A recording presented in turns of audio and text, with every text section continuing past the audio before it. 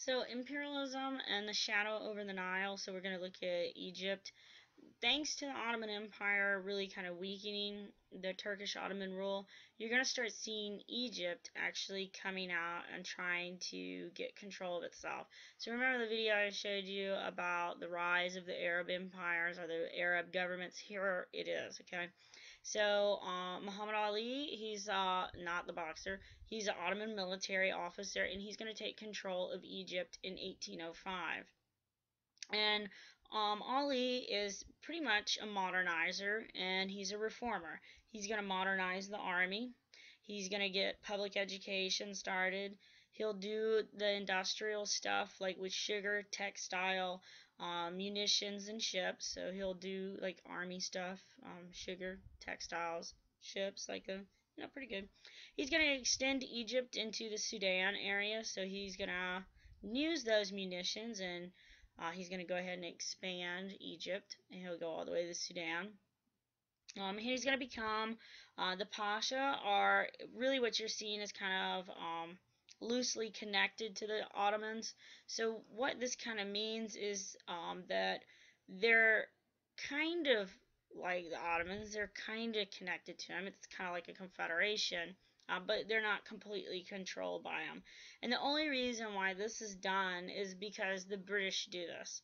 So the British do not want Egypt to be completely by itself because they fear that the Ottoman Empire will get a little bit upset. So the British do this to stop a real big takeover. Now they're not necessarily like 100% concerned about the Ottomans getting upset.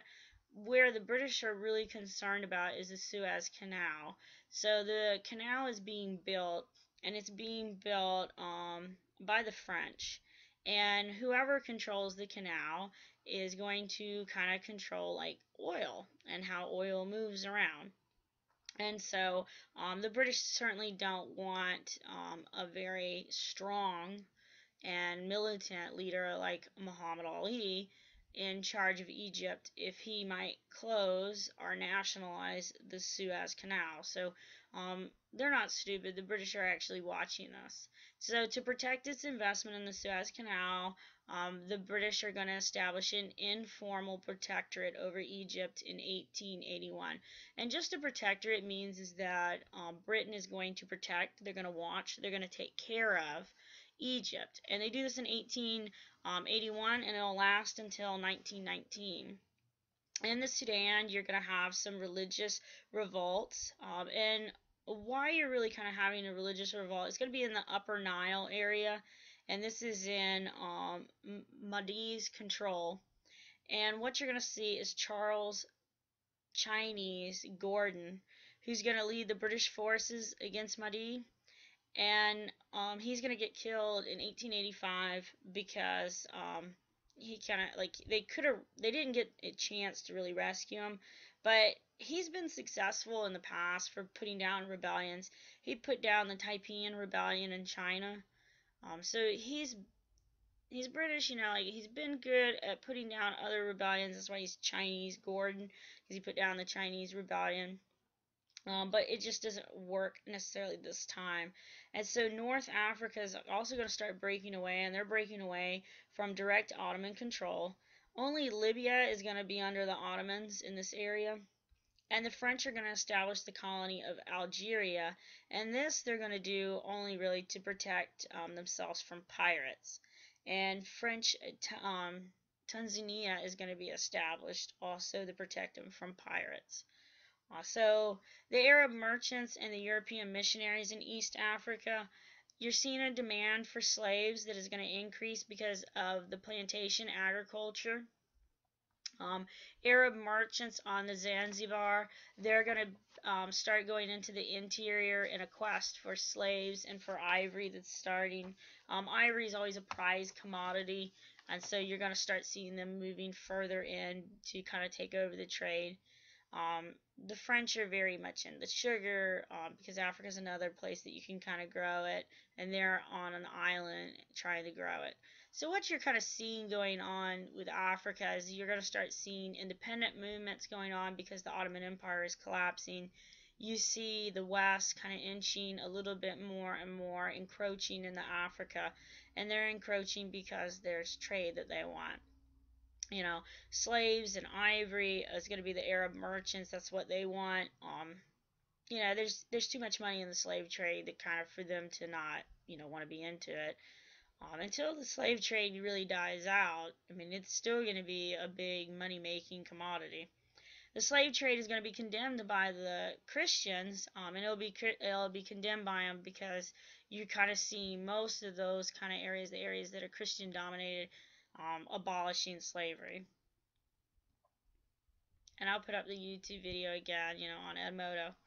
So what you're going to start seeing is the Bantus, the Boers, and the British in the South. And remember, the Bantus just refers to Bantu speakers. So in South Africa, the Dutch, the Boers, they're in the 17th century, so 1600s. They come in and they're trying to settle. And what you see is the British are going to have to fight. They have to fight down there with Napoleon, so the Neapolitan Wars. The Dutch Boers are going to trek away from British control, and they're going to establish two small republics. And so they're going to have two republics of their own. They're doing it really for farming, like they're farmers, the Boer farmers. And they're really kind of moving away, trying to have their own, and Britain's not really watching it that much, so that is why they're able to trek away. They're able to move away and establish their republics. When you look at the republics, most of the people in the area are black. They're black Africans, and they're forced to live on the Boers' land. They're forced to live on their reservations. And this is going to kind of upset some of, you know, the Africans because, like, these Boers, they're not even Africans. They're Europeans. And so what's going to happen is the Zulus, who are Bantu-speaking people, they're going to be led by Shaka, and they're going to start engaging in a war with Britain. So you're going to get the Zulu Wars, and it's happening because these Europeans are coming down here now, and now they're actually settling, and when they settle, they're not allowing the Africans to actually have the land. They're taking it for themselves, and then they're forcing them to live on the reservations, and you know they're not letting them live there for free. They're having to work on the plantations. So the Zulus, a very fierce warrior tribe that speaks the Bantu language, is going to start fighting, and they're going to start fighting the British, and it's going to be a very bad fight because the Zulus are they're very nationalistic. They're very much into we'll fight to the last man standing kind of thing. So the Bantu resistance to encroaching European are going to be led by Shaka, led by the Zulus. He's the head of the Zulus, okay? And so what you're going to start seeing is the scramble for Africa. You need to know this term, scramble for Africa. It's been an AP World Essay question in the past. It starts in the 1880s. It's going to really be between the British, the French, the Belgians, Germany, and Portugal.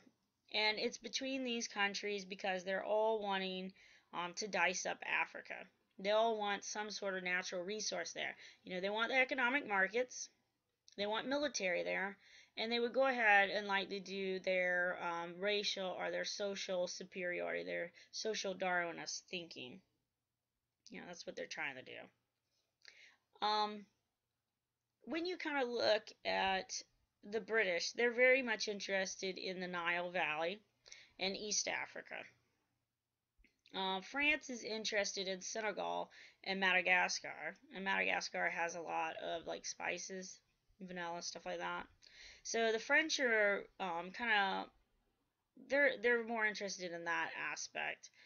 Germany's interested in the Zanzibar area, West and Southwest Africa. And Italy's also going to be in on this. They're going to be interested in Libya and Somalia.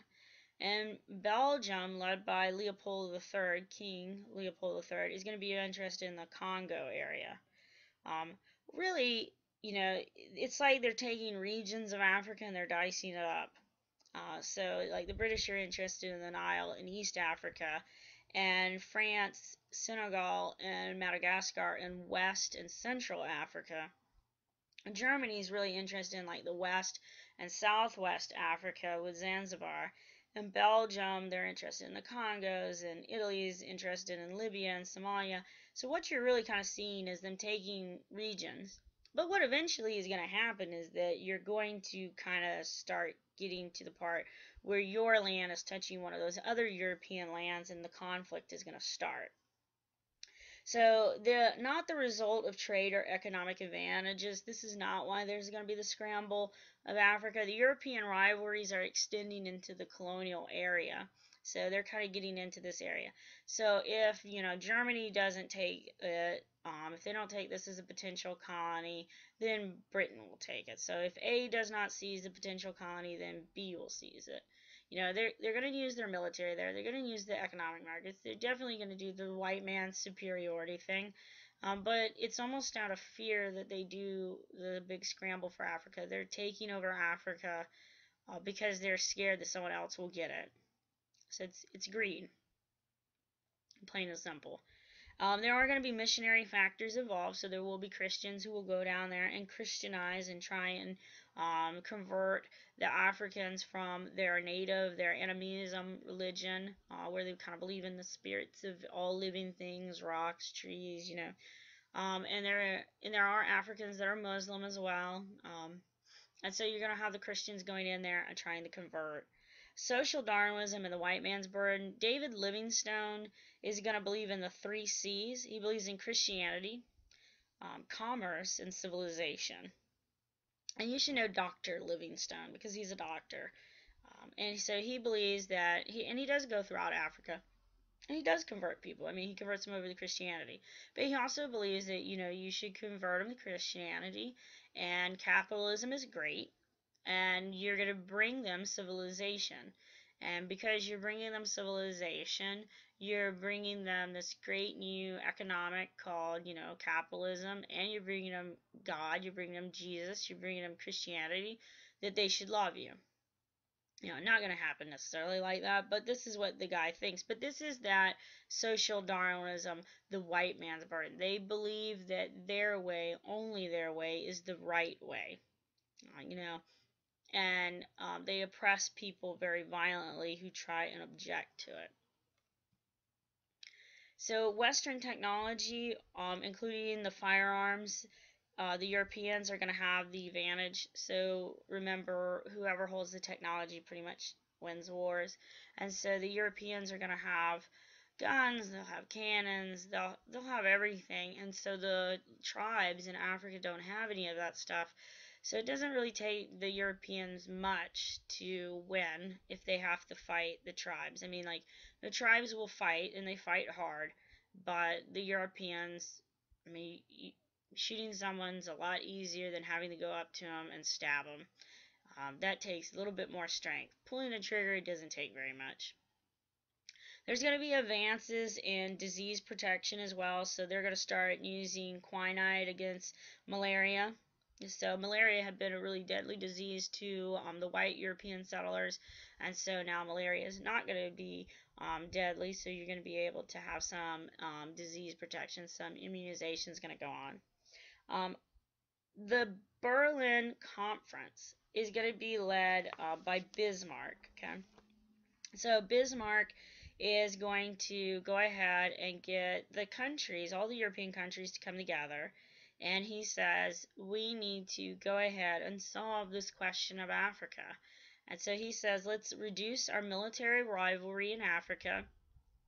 And he wants to reduce it because he is very worried that Germany's not going to have their fair share. Like, reduce military rivalry in Africa so that Germany doesn't have to really fight any wars or do anything. So let's reduce the rivalry. So Bismarck sets it up, and he sets up these ground rules for annexations of Africa, and this is going to reduce the tension in Africa. So if he wants to reduce the rivalry, the military rivalry, so they don't have to fight, because Germany might lose. I mean, there's always the possibility that you could lose a war. Even though the German army will be very good, they might not win. I mean, there's always a possibility when you fight a war that you could lose. And so Bismarck understands that, and that's why he kind of tries to do this, the Berlin Conference, in which he tries to reduce military tensions in Africa by setting up rules for annexation of Africa.